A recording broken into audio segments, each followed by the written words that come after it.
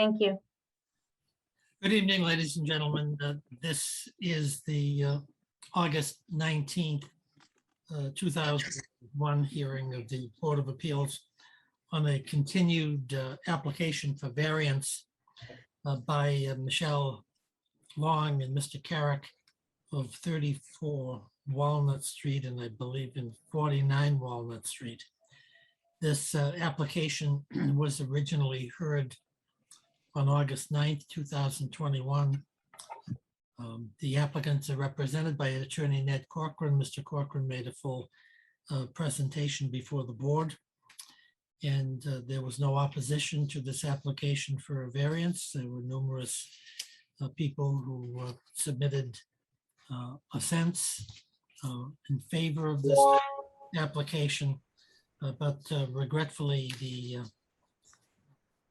plot plan that was submitted in support of the application was somewhat ambiguous, and the board was concerned, excuse me, that if we allowed the variance, the plot plan would cause more confusion than resolve.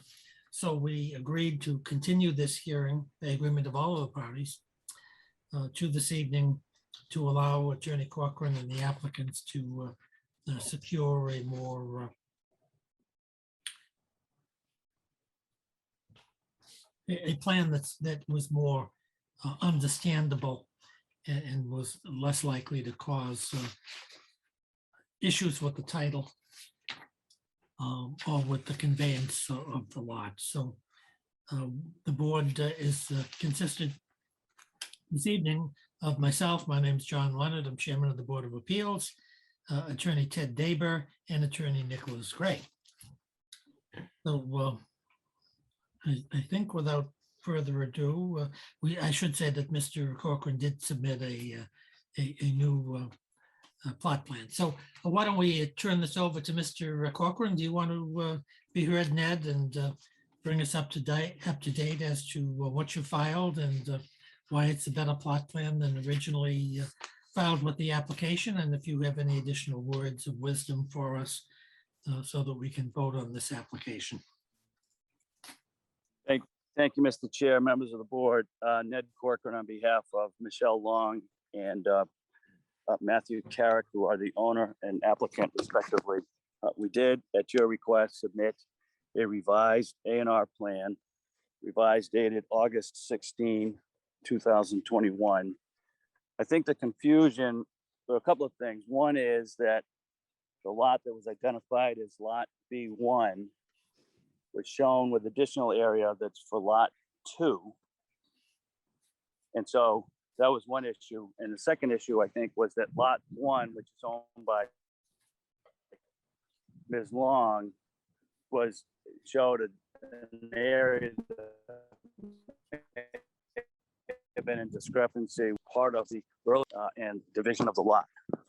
I did ask Mr. DeSalle, James DeSalle Burke, to prepare a new plan.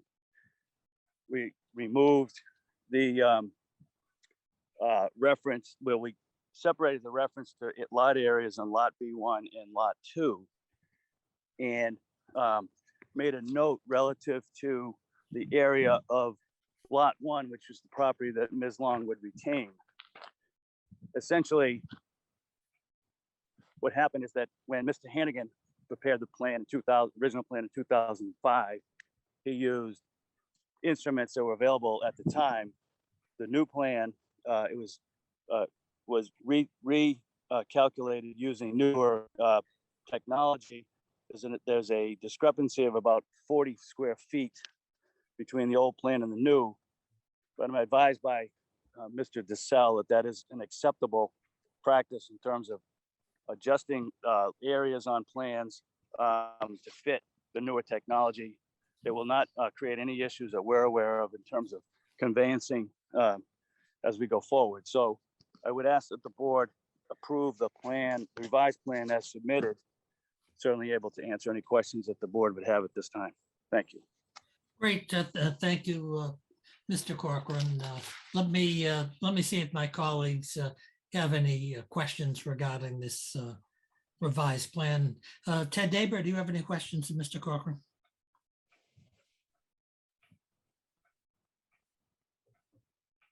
Hello? Ed, you're muted.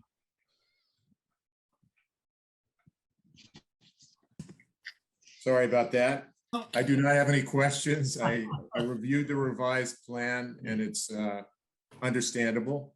And the note on it is a good idea about the area having been recalculated by the cell. Okay, great. Thanks, thanks, Ted. Mr. Gray, do you have any questions of Mr. Corcoran? Thank you, Mr. Leonard. No, I think the revised plan is much clearer and removes any ambiguity, and I think it's fine. Thank you. I have no questions. Okay, great. I certainly don't have any questions other than to thank Mr. Corcoran for arranging for the new plan with some degree of dispatch so that we could finally resolve this particular application. Bev, let me ask you, is there any member of the public out there who has any questions, any hands raised or questions in this application? No, there's no one on. Okay, great. So I think without further ado, we can put this application to a vote. I don't think we voted it last time, though everyone was certainly in agreement with the merits of the application for a variance. So Ted, do you have anything else you want to add regarding this application? No, it makes a lot of sense. You know, the explanation about the narrow strip behind 49 really not being usable the way it is, and you know, adding it to that property. I'm sorry, not being usable by 37 and adding it to 49 makes sense. And the neighbors are in support of it, and I think it meets the standard for a variance. So I'd be inclined to vote in favor of it. Okay, thank you. Mr. Gray, please. Oh, I would be in favor of voting for the variance as well. I think this basically just reflects a better use of the square footage and the better usage of the layout as the lots are configured. And you know, it makes logical sense to do it this way. So I'm in favor of voting to approve the plan and grant the variance. Okay, thank you, Mr. Gray. I have no further comments. I agree with Ted and Nick's assessment of the situation. So all of those in favor of granting the variance as requested by Attorney Corcoran in the application with the amendment of the evidence to include the August 16, 2021 revised plan as the plan that is reflecting the subject matter of the variance, please say aye. Aye. Aye. Well, congratulations, Mr. Corcoran. Another win. Thank you for, I know this has been an awkward time for you personally, and so we hope everyone is well, and we will do our best. Let me ask you this, Ned, in terms of the conveyance of this property and the issuance of the variance. Did you have a suggestion you wanted to make to the board? If it's helpful, I'd be happy to prepare a draft of a decision for review and obviously amendment and signature. We do have to go to the planning board for endorsement of this plan, which will include reference to this board's decision, and then there will be a conveyance. Okay, so do you expect to go to the planning board before the board actually grants the variance? I'm not sure that I can ask the planning board to approve it until you grant the variance. I think I need the variance first. Okay, oh, that's your call, whatever is the more expeditious one. The only awkward part of it is if the planning board had any suggestions with respect to modification or questions regarding the plan, then you'd have to be back before us with a motion to reopen the hearing and resubstitute another plan. And let me ask you this, without making a speech. Have you shown this plan to the planning board, the latest plan? And do they, you have a sense that this plan is acceptable to them? I have not. I'm happy to do that. I can put it to them next week if that is helpful. But I have not. I'm Tell me confident what's that they will. easiest. What's easiest for you and the applicants here? I'm confident that the plan meets the requirements for an A&R plan. Okay, no, that's your call. We appreciate that. Your skill. I would simply ask the board to grant the variance. Okay, so we voted to grant the variance, and if you want to crank out a decision for us, we can do our best to circulate it at super light speed and get it signed up and Be happy to do that. and get it to the planning board, even though it'd be technically subject to the 20-day appeal period. At least you'd have a signed document to show them. That'd be great. I Okay, appreciate that. That's great. Do you have anything further you want to add regarding this application? No, I appreciate the board's willingness to indulge us in the preparation of the new plan, and thank you for your time. Great. Well, thanks a lot, Ned. So if there's nothing further to come before the board from Mr. Daber or Mr. Gray, then we'll adjourn this particular hearing to resume our regular hearing at 7 p.m. dealing with the Ice House application. So we'll be adjourned. Thanks, everyone. Appreciate very much.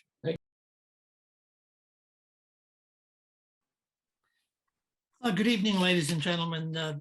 This is August 19th, 2021. It's the continued hearing on the Ice House application at 7 p.m. My name is John Leonard. I'm chairman of the Board of Appeals. And with us this evening, fellow board members, Virginia Donahue King and Brian Conley. The purpose of this hearing is to hear from Mr. Brodsky and Mr. Golding, if he's on board, as to what progress we've made in the last couple of weeks to try to bring this application to closure. Just for the sake of the record, we did receive some revised waivers from Mr. Golding, which the board had requested after reviewing the requested waivers last week. We also have a new draft multi-page decision from Judy Barrett. We did receive from Tim Zawinski a note from Charles Berkeley, the Director of Public Works, regarding stormwater drainage issues, which hopefully Tim can address this evening. So I think without further ado, why don't we open the hearing by hearing from Mr. Brodsky and give us a report as to what's happened in the interim week or 10 days and what progress we're making towards ending the evidentiary hearings on this application and finalizing a decision. Thank you, Mr. Leonard. Welcome back to the Board of Appeals. Thank you, sir, and good evening. I represent 487 BHP Trust LLC, the applicants in this matter. I'm here this evening with my colleague Scott Golding, together with Paul Driscoll and Charles Bosworth, who are the managers of the LLC. And since the last meeting, we received some inquiries from the fire department, and as a result of that, there were certain modest changes made to one of the entrances and some of the fire access for the project, which is reflected in the revised plan set. And I know that Mr. Bosworth dealt directly with the fire department and can explain those to you in more detail. And as you mentioned, we've been circulating drafts of a decision and waivers, and Judy Barrett deserves a great deal of credit. She's really put together a very good draft decision. We had some just minor inserts, really more than anything else, to update the plan sets and some minor corrections on the unit counts. But you now have our final comments on the decision, as well as updated list of waivers. Mr. Golding has been working directly with folks in the town to realize those, and he's here and he's able to answer any questions you may have. So that's where we are. And if you'd like to hear more from Mr. Bosworth with respect to the plan changes, he's available. Or if you'd like to hear from Mr. Golding regarding the changes to the waivers, he's also available. Thank Okay, you. great. Why don't we hear from the big boss, Mr. Bosworth, to start it off? Welcome to the Board of Appeals, Mr. Bosworth. Good to see you again. Thank you, Mr. Chairman, for that glorious announcement. I think I've just been elevated. We had spoken with Chief Madden, and he expressed his concerns about the opening to the entrance drives in the flow around the building for emergency vehicles. And based on that initial couple of conversations, we have increased the driveway opening on the south entrance. And the south entrance is now clearly marked emergency vehicles only. We have also slightly adjusted the north entrance, minimal. It's not, you would not pick it out by the naked eye, and provided a new turning sequencing drawing to the fire department. Now, I met with Chief Madden yesterday and we went over the changes. He expressed to me that he was satisfied with the changes we made. I am not aware of any correspondence he might have sent to Mr. Zawinski or to Bev, but he did express yesterday afternoon after our meeting that he was satisfied with the adjustments we made. Okay, great. That's good to hear. Let me try to proceed in a methodical way here so we can keep on track.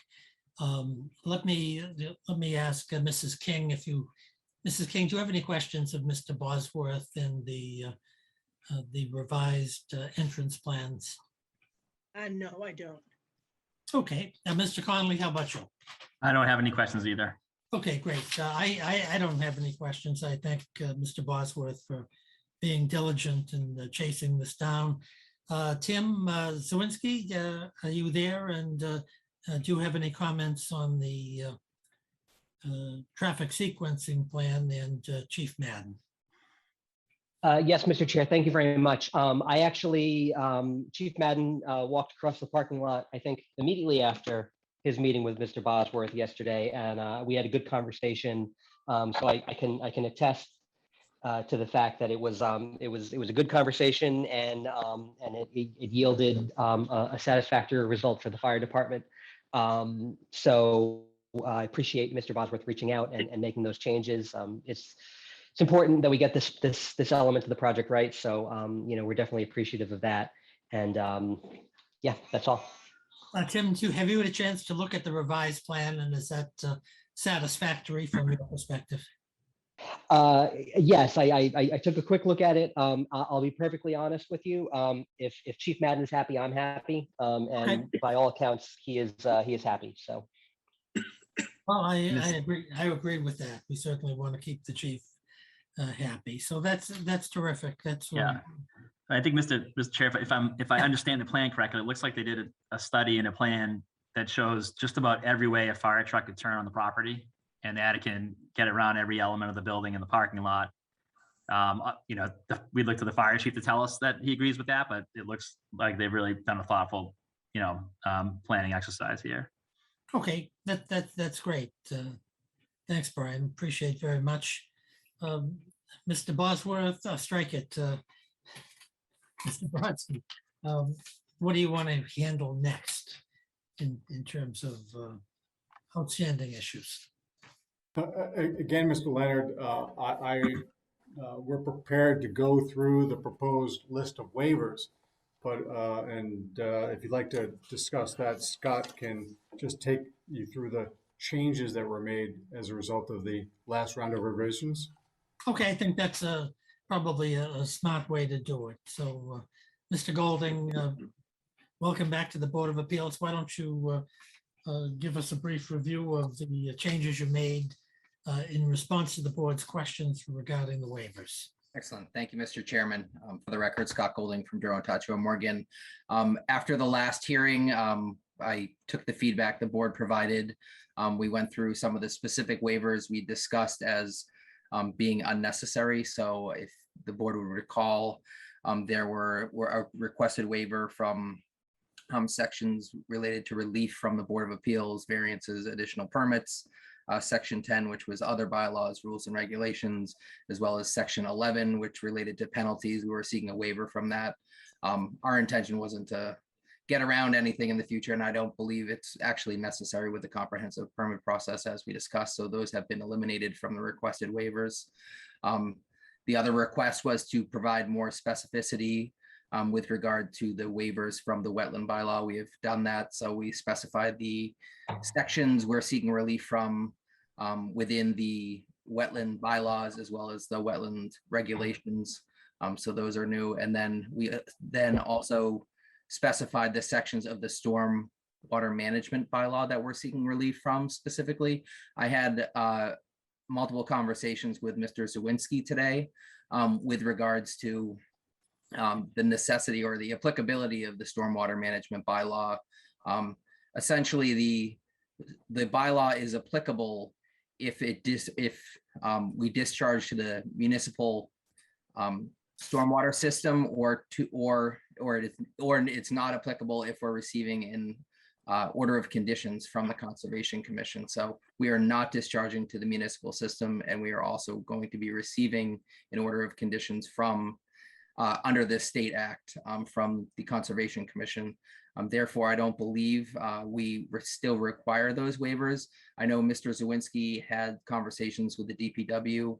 I'm sure he can update the board with regards to those conversations. I know they had some questions about kind of precautions during the actual construction period, and I believe it's our position that I think those are actually already addressed within the draft decision. So, but I will I take questions from the board and like to hear from Mr. Zawinski if he'd provide his input. So. Okay, great. Let me check with my board members and see if they have any questions. Mrs. King, do you have any questions on the amendments to the waivers that Mr. Golding has just reviewed? No, I do not. Okay, Mr. Connolly, do you have any questions? I don't have a question of Mr. Golding, but I would like to hear from Tim his thoughts on this, and then if Judy's available. I know that we have had the benefit of Sean Reardon, our civil engineering peer review expert, who studied the stormwater plan, and so at first I want to get Tim's advice on what the impact is of waiving these particular sections of the stormwater plan. And then I'm also curious whether we have found another way to solve those concerns through the fact that we've had a peer review of what was proposed. So maybe we can start with, I guess I'd be curious to hear from Tim. I think those are great questions, and I agree with you. So Mr. Zawinski, do you want to run with the ball on the stormwater management discussion? Curious to hear from Tim is never works out for me. Thank you, Mr. Chair. Mr. Golding's correct. We did have a couple conversations. He had reached out to Judy and myself either yesterday or the day before, with this inquiry about the applicability of the local stormwater bylaw. I wish I had a great answer as to whether or not we consider the Milton stormwater bylaw to be applicable to a project like this. I don't have a great answer. Mr. Golding's correct that the sort of the thresholds are if you're not putting stormwater into the municipal system, or if you are under the jurisdiction of the Conservation Commission, Chapter 21 is not applicable. The position that Chase Berkeley, our director of DPW, has taken is that because there are only portions of the site that are under the jurisdiction of the Conservation Commission, by virtue of the fact that the wetlands are not really covering, the majority of the site. And so his concern is that, an order of conditions from the Conservation Commission wouldn't necessarily cover everything that we feel needs to be covered, as it relates, especially to erosion and sedimentation control during the construction period. So that's really the primary concern that DPW has. And I may ask the applicant to maybe go a little bit in depth into kind of the conditions that are in the draft decision, and kind of what their intentions are. I think what we're really just concerned with, and we understand 40B. It's not like the applicant is looking to get out of putting their silt barriers down. It's more about kind of the permit process that's inherent in those things. And so, I think we would be interested in hearing a little bit more about how their erosion and sedimentation control procedures, as they're kind of conditioned in the permit, and reflected in the peer review comments and the final plans, how that lines up with the requirements of the stormwater bylaw. I think, our concern is not the permit necessarily. Our concern is the things the permit protects, and the town wants to make sure that we have the ability, through the comprehensive permit to do the things that are necessary if there's an issue with sedimentation, and erosion control during the construction period. So that's why I had sent along some comments that Chase Berkeley had sent me earlier in the day about his desire for this bylaw not to be waived. Those are the reasons, because we want to make sure that we have the ability to, to take action if necessary, if something goes wrong during the construction period. So, if the board does make the decision to grant the waiver, or if the board decides that actually the bylaw is not applicable, and so, there's no waiver to be granted, we'd want to see, and just have assurance in those conditions that, all of the requirements in that bylaw, which I think are, nothing really out of left field in terms of, responsible construction and development, making sure that those conditions are there, and we're covered in that respect. Let me ask you, Tim, and I don't mean to put you on the spot at all, because this is something that I think has come up rather recently. But has the town had an opportunity to talk with Sean Reardon? I think Sean is an expert in this particular area, and his views would be important to the board and hopefully the town as well. We haven't had a chance to talk to Sean. This was, this became a little bit of a late breaking issue, not through anyone's fault or anything. It's, we got a question from Mr. Golding about the applicability of the stormwater bylaw. I, asked our people that administer the bylaw, kind of, what their experience has been and what their opinion was, and they sort of flagged this, as an issue. So we haven't had a chance to talk to Sean. I think, as Sean's review has gone along, we have been reviewing all of his reports. I think that, DPW and the town engineer's office have, stood behind Sean's reports. So I think from the perspective of the actual kind of stormwater management, I don't think that there's as much of an issue. I think really the issue became, losing the ability to enforce responsible practices, and be able to take action if there's a problem with with materials entering the stormwater system during the construction period. Okay, Brian, do you have any further follow-up? Yeah, I think so. I know we're going to deliberate later on the draft decision that Judy put together. But just taking, and I just got it last night, but taking a quick look through and now looking at the parts that deal with stormwater, I'm wondering if we're able, Tim, to address the concerns you raised and that were raised by the DPW commissioner through what's in the decision that we're going to sign. So what can we certainly can enforce the comprehensive permit, right, that we're about to issue. And so any conditions that are in the permit, if we can cover the concerns of the DPW director, well, then we get, I think, to the same place. And the draft decision that, we've had feedback on from the developer and the board's going to consider and deliberate on, says that the final plans will have a final stormwater report.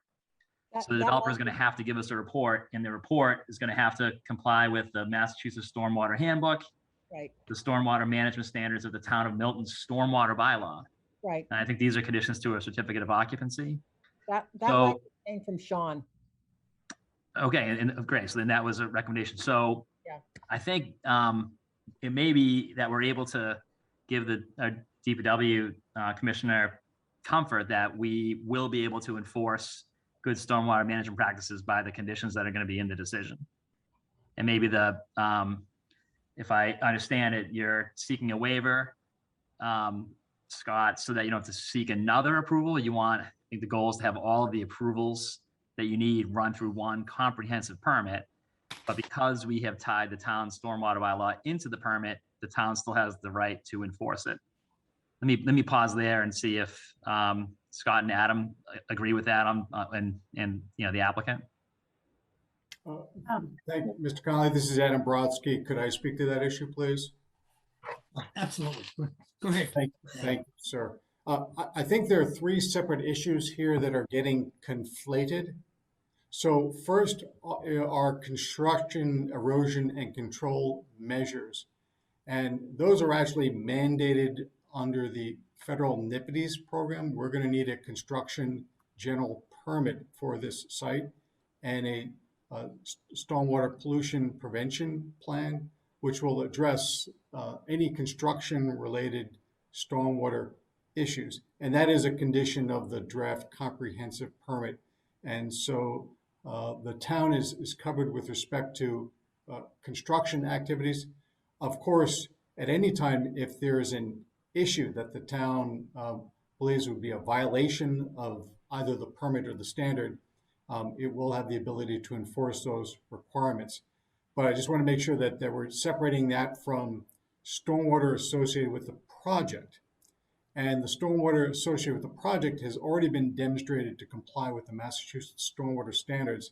So we actually did provide a stormwater report to the board demonstrating that the proposed conditions will meet those standards, those requirements.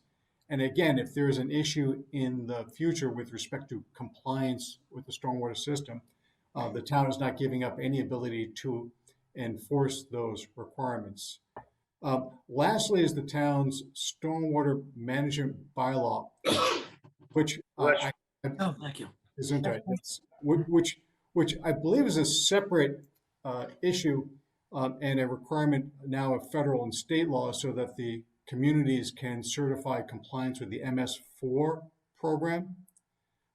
So it's to protect the municipal stormwater system, which is a separate and distinct program. As Scott has indicated, we're not actually proposing to discharge the municipal stormwater system. So that's why we suggested that this project is really not subject to it. But again, the substantive standards are referenced in the draft decision. We comply with the Massachusetts stormwater standards already. We will provide an updated final report, which would reflect any final changes. But I think the issue of stormwater is covered in all directions here.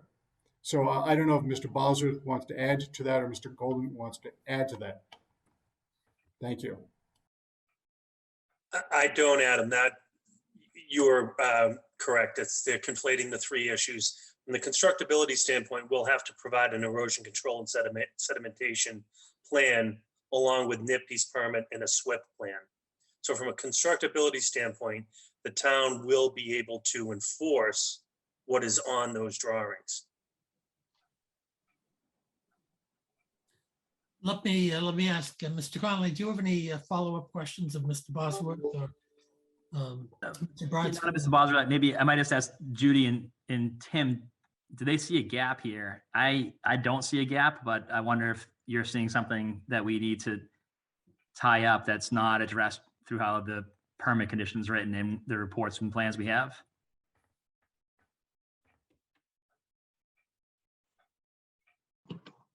I'll go first. I have to caveat this by obviously saying that I'm not the guy on this stuff.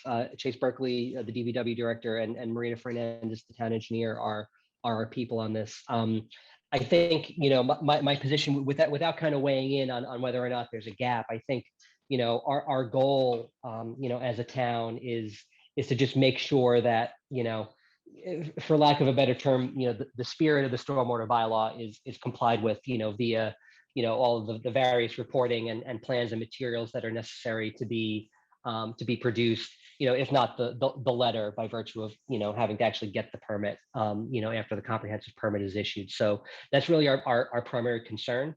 My read of this is that, throughout a lot of the various conditions and other permits that are required at different sort of levels of government, state and federal, that there is a fair amount of material that the applicant's going to need to produce, and a fair amount of opportunity for not just the town but the board's peer reviewer to review plans at various stages. So I think if we're not there, I think we can get there. I guess my question would be, from a procedural standpoint, what opportunity is there to get the actual experts to be able to opine on this, as it relates to the board's deliberations on a decision and conditions on those decisions.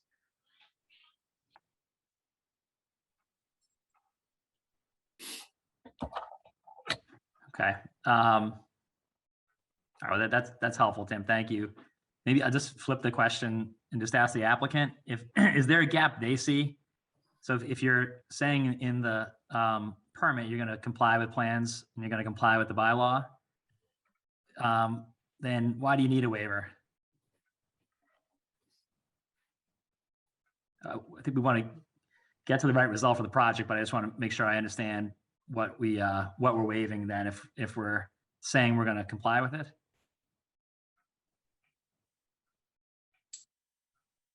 Adam? I don't believe, I think I said in my introduction that I don't think we even necessitate a waiver from the stormwater bylaw because we don't believe it's applicable. So, but I think kind of separating those all out, I think as Mr. Brodsky kind of brought out, I believe that kind of the concerns of the DPW are addressed within the conditions of the plan, but I don't think we technically need a waiver. And to the extent we don't need it, I'd request that it be taken out of the waiver list. Well, that would make this easy. So if I'm sorry, I thought you were asking for this waiver. If you're not, then we can take it up. I thought I go to the next topic. Sorry. Okay, sorry. The version I had in front of me had that as a requested waiver.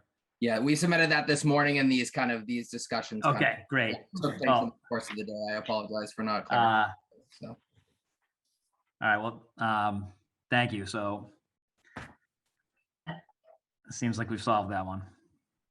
Well, that's great work, Brian. Mr. Chair, can I just mention one thing then that maybe we can hash out right now? The condition, I forget, it's A1329, or I forget which one it is. The one that kind of references, the final plans, final stormwater report. The language in that in that condition talks about, applicable state regulations, and then I think applicable sections of the Milton stormwater bylaw. If we want to kind of fold those requirements in here as a condition, I just want to make sure that we're kind of clear about, that applicable word. If we're saying that the bylaw is not applicable, then we may want to think of a different way to frame that condition so that, we are kind of covering that. That's just, I just remember from reviewing the language earlier this afternoon. So again, I guess my other kind of issue here, and maybe it's not my concern to be had, it's more the board's concern to be had, is, how much of this discussion can happen during the deliberative process versus the sort of public hearing evidentiary, portion of this. Because I think, we are pretty close. And I'd love to be able to kind of work this out in a way that kind of keeps the ball rolling, and achieves our ends, but doesn't kind of stymie, the hearing's progress. I think what I heard the the applicant say is they're not asking for a waiver from the board in the comprehensive permit of the town's stormwater bylaw. It may be that it doesn't even apply to the project. That's kind of a separate question. But I think they're no longer asking us to grant a waiver of that bylaw, which I think, Tim, is the answer that the DPW commissioner would have preferred. So do I have that right, Adam and Scott? Yes, Mr. Connolly. Yeah, okay. So Okay, great. Tim, that satisfies the concerns you were fielding, I think, right? I guess the point I was trying to make, and forgive me if I wasn't clear, is that they're not requesting the waiver because they don't believe the bylaw applies. And so, which is fine. If it doesn't apply, it doesn't apply. But the language in the condition about the final stormwater report and kind of it does mention, applicable sections of the Milton stormwater bylaw. And so I don't want that to be a kind of, later on we figure out like, oh, the whole thing doesn't apply. And so there are no applicable sections of the Milton stormwater bylaw. And now all of a sudden, this is obviously, there are other conditions and I think we've reviewed this thing and we understand, that this applicant is going to do a good job. But like, if the intent is to kind of bring some of the, standard practice things that are in the bylaw anyway, we'll just want to make sure that we're not kind of, referring to applicable sections and then saying none of the sections are applicable, I guess is the thing. But I think we will be, so this, I'm relieved. I don't think this requires the board to weigh in on whether or not the bylaw applies. And, that'll be sort of a separate discussion, but what we know in any event is we have plans that have been reviewed by, a peer review expert and conditions that they build a project in accordance with those plans and that those plans will comply with the Massachusetts Stormwater Handbook. And so even if that last rung of the bylaw doesn't apply, I think we'll have done our job on the board of addressing the stormwater issues. Well, I'm content with that analysis. And let's, Mr. Brodsky, where do we go from here? Are you, you need additional time to make comments on Judy's most recent draft of the decision? No, Mr. Leonard, we provided our last comments, which were, as I suggested, just filling in the blanks for the most part, Right. with the exception of the unit counts, which we did correct. Again, if you have any questions regarding that issue, we're happy to answer them. But we have no additional evidence to present this evening and would encourage the board to consider closing the public hearing. Okay, let me ask our consultant, Judy Barrett, are you still with us? Yes, I'm here, Mr. Leonard. I'm packing, but I'm here as much as I can be. Okay, well, are you content with Mr. Brodsky's suggestion to close the evidence at the public hearing? Oh, absolutely. I agree. Okay. I think anything that you still need to deal with can be dealt with during the deliberative process, which, as you know, you have 40 days to complete and, file a decision with the town clerk. So I think you're fine. Okay, that's fine with me. Mr. Connolly, do you want to be heard on the issue of whether to close the evidence at this particular hearing? I think I think the board's, done its job, and the town and its consultants and peer reviewers have done a great job, right? I think we have over 8 months now of public hearings, testimony, evidence put on the record. I think we've studied every substantive topic, including with our design, landscape, architectural, traffic, stormwater, civil engineering, peer review experts. And so I think we've, completed the record. I think we've had an opportunity for anyone who wanted to comment in favor or speak opposed or make suggestions to weigh in. So I think we've reached the point where it'd be responsible to close the public hearing.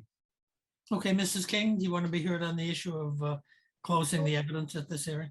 Well, I agree with Brian. I think that we've had a good back and forth, a good communication of the town and the applicant on getting to that sweet spot where this will be an asset to the town, and I'm very pleased about that. I do have one question on the proposed draft. There's made mention of 25% of the units will be low to moderate income, reserved for low to moderate income folks. And that would turn out to be 13 units rather than the 11 that's on page 10 of the proposed draft, proposed decision. And so I wanted to address that discrepancy. Mr. Brodsky, do you want to be heard on that issue? I'm going to defer to Mr. Golding, who's our mathematician, has been working on these numbers. I am an attorney, so I'm not very good at math. Well, hey, I do agree with you, Mrs. King, that I believe that number is inaccurate. So 25%. It is 13. Yes, it should be 13. as a I card thought player, I you know, think we put that in a prior red line, but it must not have gotten caught. Okay, just I wanted to apologize. make sure that we weren't going to be falling behind on our affordable housing in town. Trust me, the subsidizing agency wouldn't let them do it anyway, so. Right. Yes. Okay, that's great. Bev, let me just ask you one question. Is there any member of the public out there that has their hand raised with any questions about closing the evidence at this hearing? No, there are no hands. Okay, all right. Let me, Judy, are you still there? Yes, sir, I am. Well, let me just ask you a procedural question so we can see where we go from here. We're going to take a vote to close the evidence at the public hearing shortly. Yes, sir. And then the question is, do we want to resume for a particular date to discuss this or to discuss the decision? And as I see it here, this is the 19th. I think Thursday, the 26th is certainly East Milton Square as far as I remember it. No, No. we took next week off because some of the board members had a vacation. Oh, yeah, okay, that's fine. So so when is East Milton scheduled? For September 2nd? I think so, yeah. I think. I'm sorry, Bev. I have all those files closed right now, so I don't know. I don't remember. It's okay. I mean, it might be and it might not. I don't think, I believe we went to the next week.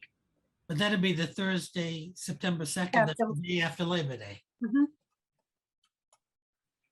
Okay, not the most propitious time. So then if we took the next Thursday, that'd be the 9th of September. Is that right? Yep. I don't have my calendar open, but I saw- Judy, do we continue this hearing over to September 9th or? Well, you can close the hearing tonight, Mr. Chair. Yep. So really at this point, once you close the hearing, you can deliberate whenever you want in any public meeting. It doesn't have to be a hearing anymore. No, I understand that, but don't you have to notice the public hearing, don't you? No. Once you've closed the hearing, it's simply a question of having it on your agenda for a meeting. You can have an administrative meeting as a board to take up the decision. It doesn't have to be noticed anymore. The hearing is closed. And once you vote to close it, the hearing is closed. All right, so the board can meet anytime it Yeah. wants, and that's without Mr. Brodsky and Mr. Golding's being Well, they present? can attend if they want because it will be an open public meeting. So once you post it, anybody with an interest can observe. The difference is you can't ask them questions unless it's a technical question. But there's no more, going back and forth with the applicant. You're at that point, deliberating and making your decision. Right, I okay. just, maybe actually be helpful just to make sure we're all on the same page on what the process and what the requirements are. Yeah. So it appears we're gonna close the public hearing tonight. We'll have to have a motion and a vote on that. And I think that then sets a 40-day deadline on the board Yes, to right. meet to vote to approve or deny or condition a comprehensive permit, right? That's correct. And so which Judy, thank you. You've put a lot of work and taking all the peer review comments and feedback from the applicant to put a draft for us to review. So the 9th makes sense to me, Mr. Chairman. First of all, it happens to be a night that you and I will already be meeting for the 16 Moore Road scheduling case. So as it is, you and I will already be together, so we could do it immediately following that. If it works for Ginny, I would want to check that. Yeah, And I think that would give us time to read and digest and come up with any thoughts we have on the decision. And then what would happen when we reconvene is we would weigh in with any additional conditions, changes to the conditions, right? Or ratify what we have before us. Yeah. And at that next meeting, assuming we've had a chance to get through the decision, we would be able to vote to, approve, modify, et cetera, the comprehensive permit. I think that's the process we'd have. Yeah, I mean, that's absolutely it. And, not every board takes up the conditions during the hearing. I just recommend it because I think if you want to know whether the applicant is going to have a problem with a condition, it's best to discuss it now while you can have a conversation with them. But once you close the hearing, you're in decision mode. And you don't need to worry about a public hearing. You just need to make sure you're in an administrative. Well, that's an interesting point. So we're right. So we're going to, if we close the hearing, what do we know? Judy has drafted some conditions that she thinks are appropriate, and we've had feedback from the applicant that the applicant agrees. If we close the hearing and, John, Ginny, or I have new conditions, we're not going to have an opportunity to hear the applicant's view on those conditions. Well, yeah, because once the hearing closes, you're not taking evidence anymore. And evidence includes an opinion of the applicant as to whether something's acceptable. So yeah, you need to make sure that that's a clean break. So, I guess I'm curious if the applicant has a point of view on whether their preference would be for us to close the public hearing and then, deliberate without an opportunity to give us feedback, or if your preference would be for us to keep it open. Because I suppose if it was open, we could close it and then immediately move on to vote on the decision. So that we don't have to have any period of time that lapses between. Yeah. So, well, I guess it's not for the applicant to decide, but I'd be curious if the applicant has a point of view on that. Thank you, Mr. Conley. Our concern is that if we keep the public hearing open, that there may be more technical issues that we have to start chasing, and we have some time constraints. And so that's our concern here. For example, we had a last minute, concern with the fire department. It was appropriate, and we were more than willing to address it. But we really need to bring the process to a close. We have the utmost confidence in the board in proposing reasonable conditions. I imagine, don't think there's a prohibition to reopening a public hearing, but that's a separate conversation if absolutely necessary. But we like to bring the public hearing to a close to make sure that we can move forward in an expeditious fashion. Bear in mind too, that if the applicant down the road, even 5 days down the road after you filed your decision, decides that they can't live with a condition or need a condition reworded or something, there is always a process under 40B for the applicant to come back and request a modification to the decision. So just bear that in mind as well, that if there needs to be, if it's a minor change, the board can approve that administratively.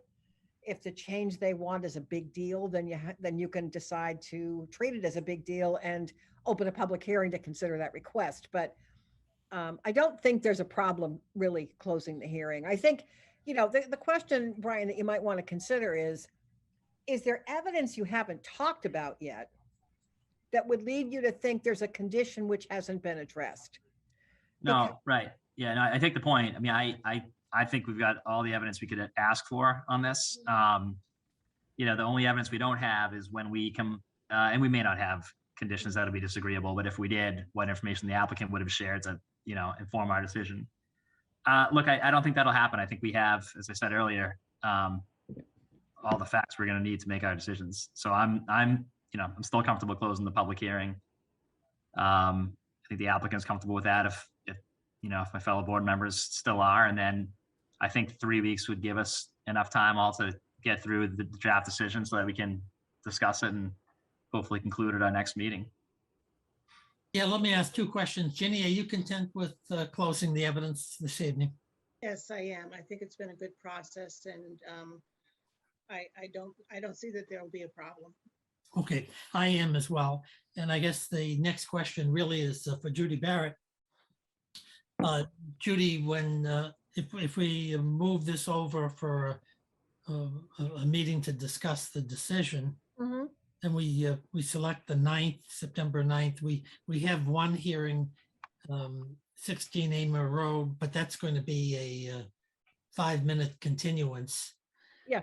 And so does it make any sense to schedule the next board meeting on this to September 9th at 7:15? And is that convenient to your busy schedule, or would you like to kick it back a little further? You know, I think it's really up to you folks. You could do it any night. I mean, even if you have a night where you're just doing other hearings that are not 40B, if there's an opening, you know, on another night, you could just have the discussion then. Because once the hearing closes, it's all in your hands administratively. Yep. Well, I'm just concerned about your schedule and your move. Oh, my schedule's insane.